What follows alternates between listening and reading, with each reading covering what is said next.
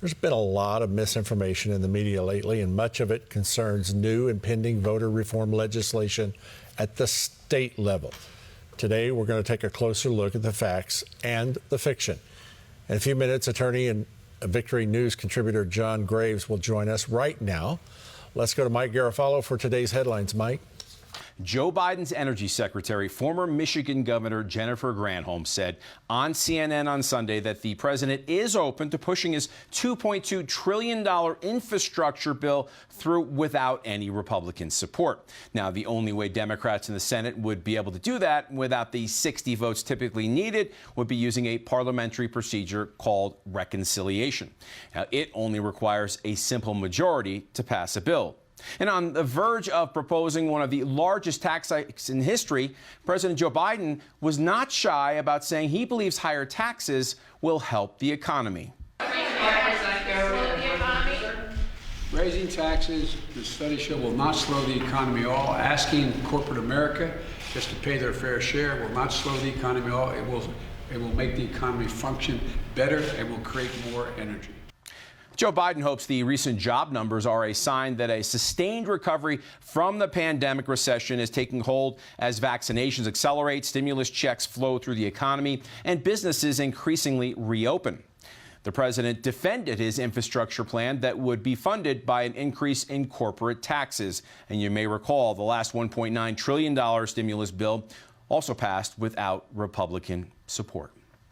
And on Friday, leaders of professional baseball decided to move this summer's All-Star game out of Atlanta after complaints about the governor of Georgia on March 25th signing an Election Integrity Act into law. On Saturday, Brian Kemp and state lawmakers came out swinging. Yesterday, Major League Baseball caved to fear and lies from liberal activists. They ignored the facts of our new election integrity law, and they ignored the consequences of their decision on our local community. The governor was very clear that he felt Major League Baseball made an uninformed decision, and he pointed the blame squarely at two people. In the middle of a pandemic, Major League Baseball put the wishes of Stacey Abrams and Joe Biden ahead of the economic well-being of hard-working Georgians who are counting on the All-Star game for a paycheck. Brian Kemp went on to call out President Biden for likely not even reading the bill. And don't forget, Joe Biden was even given 4 Pinocchios by the liberal Washington Post for not telling the truth about the law's voting hours. Finally, Governor Kemp added that Americans should know that MLB caving in a situation like this means only one thing. It means cancel culture and partisan activists are coming for your business. They're coming for your game or event in your hometown, and they're coming to cancel everything from sports to how you make a living. And they will stop at nothing to silence all of us. They don't care about jobs, they don't care about our communities, and they certainly don't care about access to the ballot box. Perhaps the governor's biggest complaint against moving of the All-Star game from Georgia is the statement released by Major League Baseball on Friday. It never points out any specific problem the league had with the new law. It says in part, quote, Major League Baseball fundamentally supports voting rights for all Americans and opposes restrictions to the ballot box. And it goes on to say in 2020, we proudly used our platform to encourage baseball fans and communities throughout our country to perform their civic duty and actively participate in the voting process. Fair access to voting continues to have our game's unwavering support. There you have it. Not one specific issue with Georgia's voting integrity law. In fact, Governor Kemp went on to remind people that in the state of New York, where Major League Baseball is headquartered, voters only have 10 days of early voting compared to Georgia's 17 days plus 2 optional Sundays. Greg, back to you. So very true. So very sad. Let's bring in attorney and Victory News contributor John Graves. Good afternoon. Good evening, John. How are you? Good to be with you, Greg. Before we jump into the baseball thing that's happening in Georgia and that law, because I know you have a lot to say, Joe Biden's talking about these tax measures that he's going to do and all the things he's had. A lot of people don't realize the government doesn't run anymore off of our taxes. It runs off the Federal Reserve. They just print more money. They don't That's run right. off of our taxes. And secondarily, corporations don't pay taxes. They pass that along to their employees, and they pass that along to the middlemen and everybody else. The cost goes up for everyone. They pass that on to all of us. You're bringing up 2 points here. The corporations are at play in both of them, and pay attention to this carefully. He's doing the taxes on the corporations and on the wealthy, and then spreading that out to everyone else. Who's complaining about voter rules that say, hey, we just want you to have a voter ID. We want to know who you are. You have to have a voter ID to fish, to hunt, to buy a mobile phone, to get a credit card, to get an M-rated video game. You have to have it to get on a plane, and American Airlines is complaining about the rules in Texas like baseball is. To pick up your baseball tickets, you have to show a voter ID. So what are they calling it? If you slow down long enough, what are they really saying? They're saying it's racist to require a voter ID. Think about how insulting that is to all people of color. To say that if you're of color, you're not sophisticated enough to have an ID present, a driver's license or some other voter ID. That's an insult to my wife, to my children, and to my very best friends in the world. That is ridiculous. They're accusing other people of what they're guilty of themselves if people can slow down long enough to see through the deceit. Okay, John, you got ahead of me. I was going to make the connection between corporations and taxes going right into what we have now is we have a syndicate of media, big media, corporate media. That's right. Corporations and the politicians, the elite ruling class. And they're canceling anything that disagrees with them. Here's the thing. Major League Baseball, Coca-Cola, Delta Airlines. It's we the people, not we the corporation. John? Exactly. And think about this. American Airlines and some of these others, they have filed bankruptcy on more than one occasion. Why? Because they didn't run their companies well. Who funded them? Who bailed them out? The federal government. Our tax dollars bailed them out so that they could persecute and discriminate against those of us who just want citizens to vote for those who govern us. That's all we're asking for. They expanded the voter hours. They expanded the voter days. They've got way more freedoms than even some of the liberal states like New York to vote. There's no limitation to the ballot box. We just want to know you're actually a citizen and not one more of hundreds of thousands of fraudulent votes. Okay. So voting law is happening in Georgia, in Texas. It's happening at the state level because legally, any voter law has to happen at the state level, not the federal level, correct? Exactly. That's the Constitution. It says the laws should be governed by the state legislatures. And we saw in 2020 election it was laws, the overruled elections. by Democrat. That's right. Elections the election are laws. That's right. The federal elections. But what's to me, what a lot of people miss is the best impact we can have, every one of our listeners, is on your state House member, your state Senate member, because we see the dysfunction in D.C. Okay. I've got a clip for you of President Biden. You said something about racism and not having a voter ID, and I want to get your comment when we come back. Watch this. Hispanic and the African American community, particularly in rural areas that are distant and or inner city districts, know how to get online to determine how to get in line for that COVID vaccination at the Walgreens or at the particular store. So I've committed to spend $1 billion on public education to help people figure out how they can get in. John, help me understand that. He's basically saying if you're a person of color, you're not intelligent enough to get online to get a vaccine. It's the same exact racist insult to people of color. That's my wife who's a Latino, and my kids are part Latino. And so he's basically saying, oh, you have an inferior intelligence, so we're going to have to help you get a vaccine. We're going to have to vote for you, and you're not going to have to prove that you're a citizen. It's the same exact theme. They're accusing racism. The media and the corporations, like you just pointed out, are all jumping on the bandwagon without reading the bill, like Mike just said, without looking at the facts. And if people can slow down and discern rightly, what's happening here, the very people accusing others of something are usually the ones guilty of it themselves. Georgia is offering free state IDs, absolutely free state ID. And there's you don't have to have a driver's license. Here's your state ID, and plus other forms that they're going to allow. So what do we do when Coca-Cola, Delta Airlines, Major League Baseball, and I'm calling them out right now. Commissioner Rob Manfred, you're welcome to come here. I'd love to talk with you, find out why you decided not to play baseball in Georgia or the All-Star game. Let's see. Delta CEO Ed Bastian, you're welcome to come on here. Coke CEO James Quincy, please come on. We'll make time for you. What do we do? I agree with you. I would love to have a debate with them, but while we can't, we pray and we put pressure on our state legislatures and, frankly, begin boycotting. The problem in most of these places is most of the airlines have a monopoly. If you live in the Dallas-Fort Worth area, American Airlines, you're kind of stuck going through them. It's very, very difficult to get on all the other ones, and all the other ones are not much different than them with this. And so people are going to have to vote with their pocketbooks, vote with their prayers, but get engaged in this process. All right. Thanks, John. Churches in California are getting sick and tired of watching countless non-essential services resume while draconian government restrictions remain for houses of worship. There's no better example than the group of California churches who had to file for an emergency injunction just to hold Easter Sunday services. Harvest Rock Church and Harvest International Ministries have been embroiled in a 10-month legal battle to try and reopen their doors, calling the decision by California Governor Gavin Newsom to keep restrictions on churches discriminatory.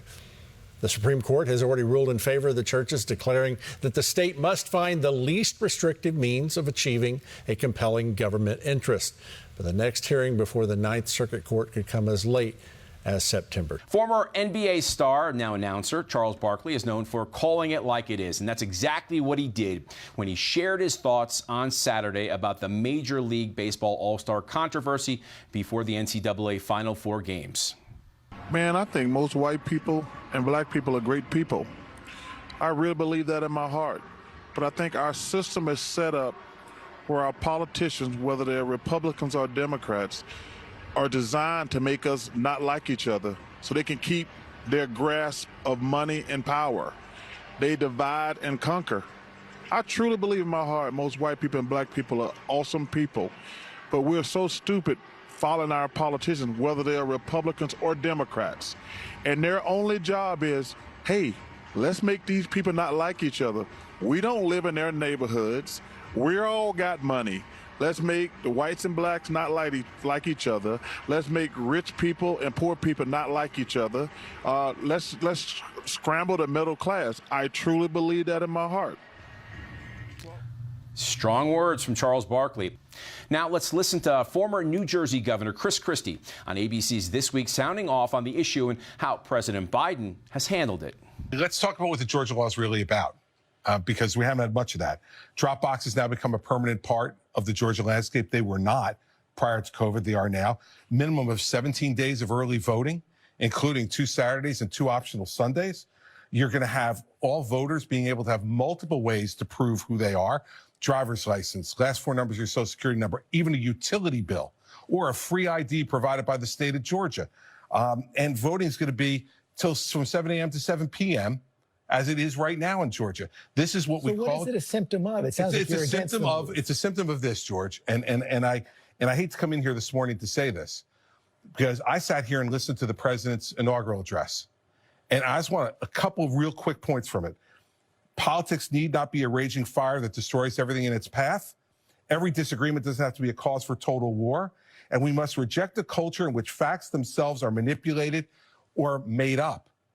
And Joe Biden's broken his own rule, 84 days. And now he's lying to the American people, George. He's lying about this bill. He's lying to the American people about it to cause the raging fire he said he was going to put out. Now let's listen to some business leaders who have come out against the law. Here's a recent comment made by former American Express CEO Ken Chenault on CBS. There is nothing more fundamental than voting rights. And the reality is what we're doing is we're calling on companies not to make just general statements about the importance of voting and voter suppression. We're saying take a stand, publicly oppose any legislation that denies the opportunity to vote. And here is Atlanta-based Delta CEO Ed Bastian, who initially came out in support of the measure.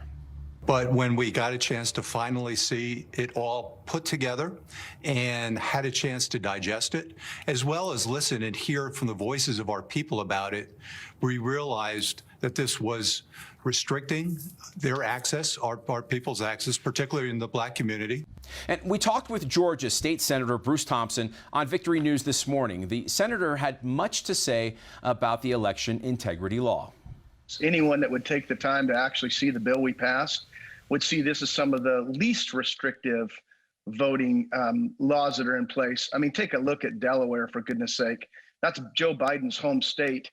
It's already been mentioned before. You talk about the 17 days we have, they don't allow any.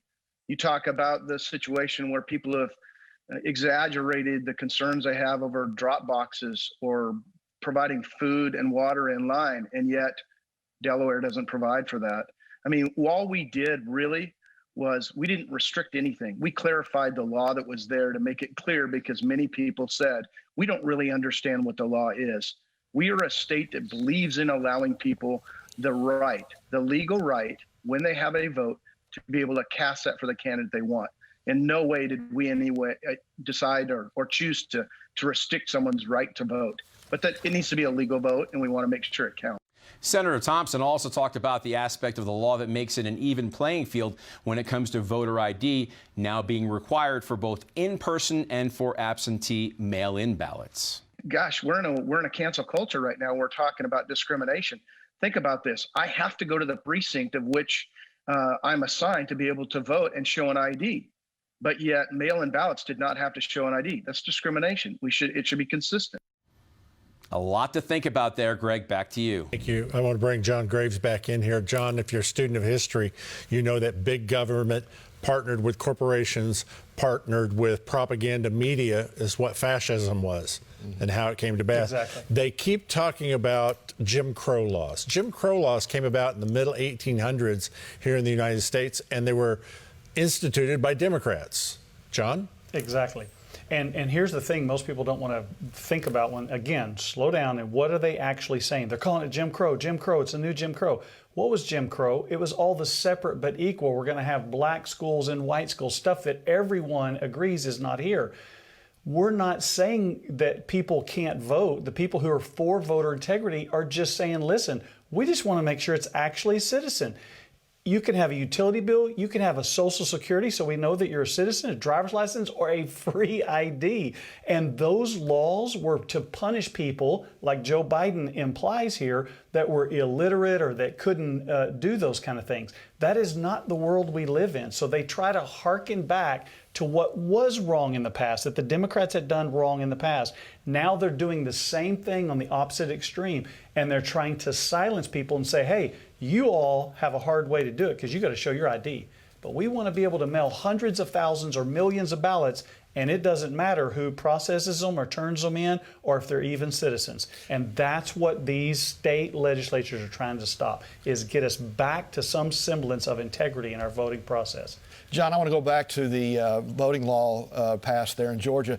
Don't you just love how the media and the left, they'll take a section of a statement and they'll turn it into something else. Mike actually clarified this, talking about giving people water in line. What it actually says is political organizations can't pass out food and drinks to those waiting in line to vote. That's electioneering. You can't try to influence people standing in line already ready to vote. You just can't do that. You know what it reminds me of is Satan used the scripture to try to deceive even Jesus. So we have to be students like the Bereans to know not just the scripture, but the culture in which we live. And so they're trying to take apart, spin it, and then make it look like everybody who's for voter ID, who's for voter integrity. Half the people in this country don't think this last election was a fair election. All both sides should want is auditable, fair, integrous elections. Jesus talks about this. Proverbs talks about a unjust scale. God abhors those things. We need to know if Biden won legitimately, then let's do audits. And I want to remind the listeners, audits are underway in Georgia. They're underway in Arizona. They're underway in investigation and an audit in Wisconsin. That's 12,000, 10,000. 420,000 out of 158 million. That's 0.0002% difference that would have changed the outcome of that presidential election.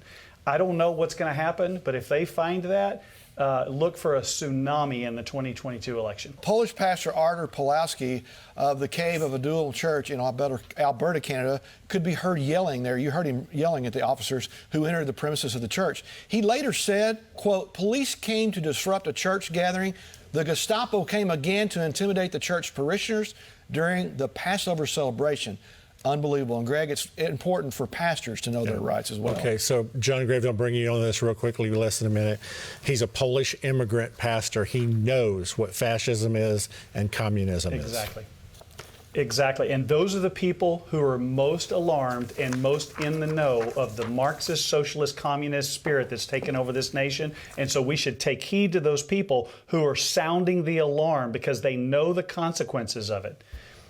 Absolutely true. And I want to give a big shout out to Charles Barkley. That was wonderful. I heard him say it live. He spoke the truth. I just want somebody that will speak truth and not put a spin on it. That's what we try to do every single day here at Victory for the network and especially for Victory News. I want to thank Victory News contributor John Graves. John, thank you for being with us today. God bless you and all you're doing. Million Voices. Go to his website, millionvoices.org.